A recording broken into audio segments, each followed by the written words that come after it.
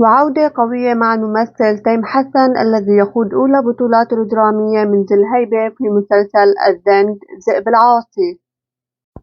وقصة المسلسل تبدأ برواية قصة والد عاصي الذي كان يسعى لتسجيل ملكية أرضه الزراعية في الطابة، وذلك لضمان عدم الاستيلاء عليها من قبل الباشا الذي يستولي على الأراضي. استطاع المسلسل أن يحتل مكانًا متقدمًا في السباق الرمضاني بعد عرض حلقة واحدة من المسلسل، والذي يؤدي بطولته الممثل تيم حسن. بعد ذلك الباشا بيرسل أحد رجاله إلى بيت والد عاصي من أجل الحصول على الأرض، وبسبب مقاومته يتم قتل والد عاصي، وعاصي ينتقم لوالده بنفس اللحظة ويهرب.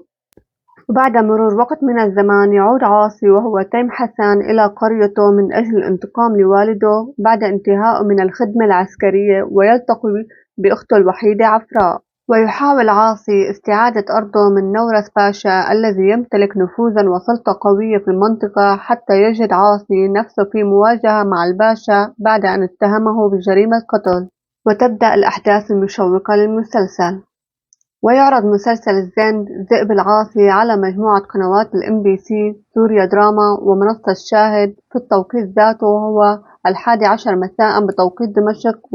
وأبطال المسلسل هم تيم حسن، نانسي الخوري، فايز قزق، جرجس جبارة، دانا مارديني، وباسل حيدر، والعديد من الممثلين.